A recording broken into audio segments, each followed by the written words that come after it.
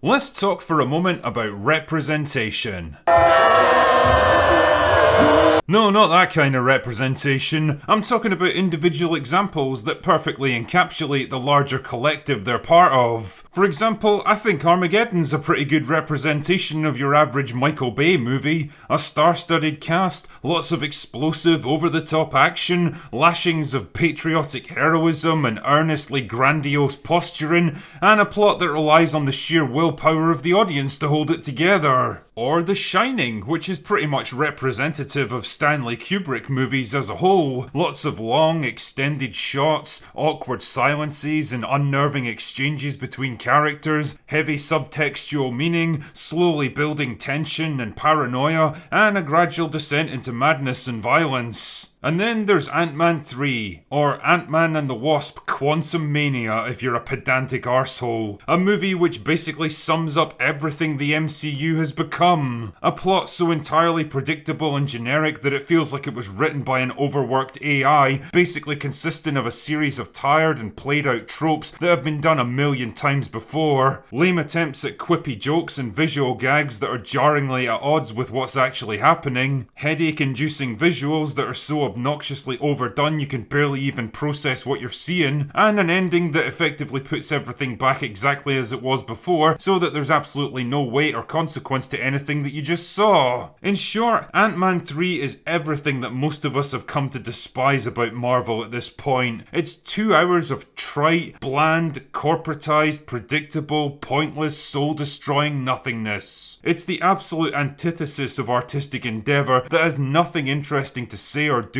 and exists for no other reason than because the studio had a release slot to fill. Watching this movie is like eating a Big Mac for the 500th time in your life. Just another iteration of the same formula that's exactly what you expect from start to finish, and leaves you feeling vaguely dirty and disappointed in yourself afterwards. Just like Tatiana after one of my special sessions. Anyway, fuck it, let's get the plot summary over with so we can be done with this shite. So the story...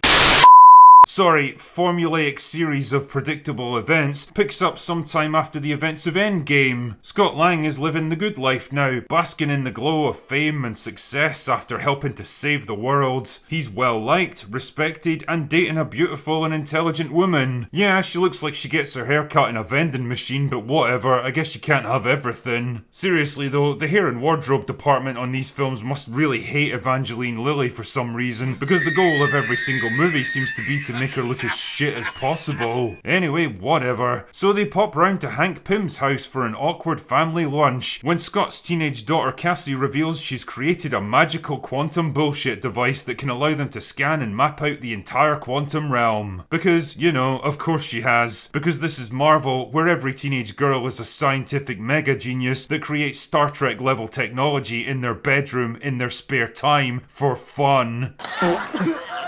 Fuck off, film. Honestly, it's like some Jakey from the East End of Glasgow claiming to have invented a functional time machine after drinking a pint of brake fluid. I just need 10 quid to make it stop being invisible, mate. Help me out. Oh yeah, and she's also a political activist. Because truly, there's nothing more likeable than an asshole, opinionated teenager that's never lived a single moment in the real world in their entire life, berating a grown man who literally saved the universe, that he's got no reason to feel good about himself because there's still homeless people. You serious? Seriously, you live in San Francisco, love. Even Captain Marvel couldn't turn that shithole around. Is that like a personal attack or something? Anyway, so she turns on the magical quantum bullshit device, but then Janet remembers that she's still a character in this movie and frantically shuts it down. But then it powers itself up again despite being disconnected from its power source, because I guess that's how machines work, and then they all get sucked into the quantum realm. Shite. Oh yes, that's shite. Yup, that's the premise for this movie. Just shove them into the situation they need to be in as quickly as possible and don't ask questions. Also, I love how the fantastical mind-bending quantum realm might as well just be an alien planet, considering it's got breathable air, gravity that's comparable to our own, a functioning ecosystem, recognizable civilizations and humanoid life forms, and even bars. Do they have like cable TV as well? Anyway, the gist here is that when Janet was stranded in the quantum realm for like 30 years, she hooked up with a human scientist who just so happened to crash land in her immediate vicinity and save her life. Wow, that was lucky. Together they worked to repair his ship so they could return to the real world, but because it's a magical bullshit plot device ship, the moment it reactivated, Janet was able to sense his thoughts and realised that he was actually Kang the Conqueror. Well, that's definitely shite. Wow, what a stroke of luck. I mean, if that ship didn't have such a wildly specific function with absolutely no practical value, then none of this stuff would even be happening. So anyway, she blew up the engine core with her magical bullshit shrinking devices and got the hell out of there, while Kang became a kind of dictator who rules over the entire quantum universe. And of course, Janet decided never to mention any of this extremely relevant and important information to anyone so that the rest of the plot could happen. The gist now is that Kang wants the engine core back so that he can repair his ship and return to the real world and conquer it. So he kidnaps Scott and Cassie and forces them to help him. And because Scott doesn't want to see his daughter get crushed to death in front of his eyes, he does. So Kang gets the core back and takes Janet along with him so that he can gloat to her or whatever, and leaves everyone else to die without actually confirming their deaths, because the writers are absolute fucking hacks that have never seen Austin Powers before. No. I'm going to leave them alone and not actually witness them dying. I'm just going to assume it all went to plan. What? Then they get rescued by Hank's ants that have built their own super advanced civilization that even Kang didn't seem to be aware of, and there's a big climactic CGI battle to stop a sky portal from opening, and lots of stuff explodes, and Cassie's able to persuade Kang's right hand man to betray him by calling him a dick, and then Kang dies and everything goes back to normal.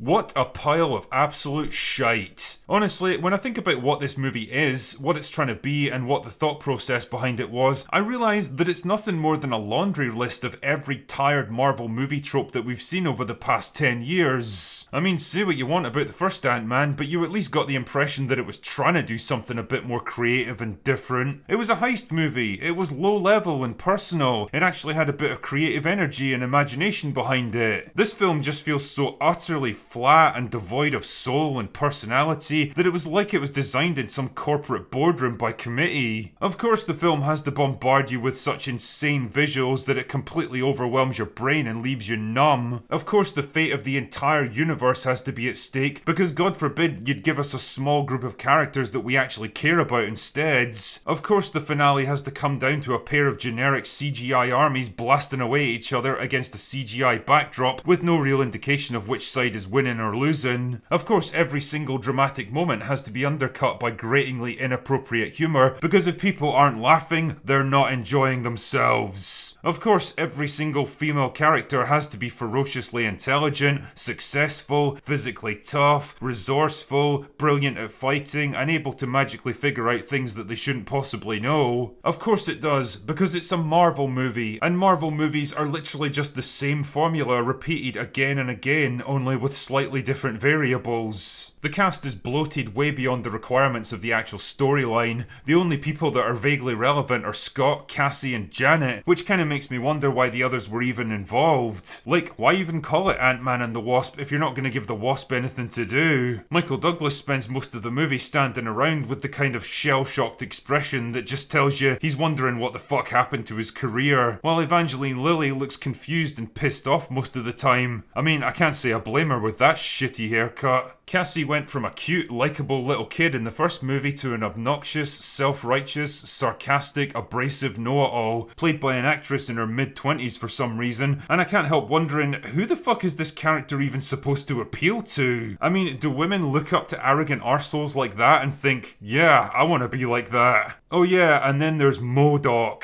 Want to see a giant CGI head that looks like a worse version of the Games Master floating around, getting owned by basically everyone? Well, feast your eyes, ladies and gentlemen, because this image pretty much sums up the MCU now. You know, I'm led to believe that the comic book version of MODOK is actually a pretty sinister, terrifying character, massively powerful, sadistic and destructive. That would have been a cool thing to work into Ant-Man 3. This, however, is not. And then there's the stuff that's just fucking inexplicable, like Bill Murray showing up for a 5-minute cameo that honestly feels like it was worked in at the last minute because Bill Murray showed up on set that day and decided he wanted to be in the movie. It adds absolutely nothing, it does nothing except waste time, and it's about as funny as an episode of Velma.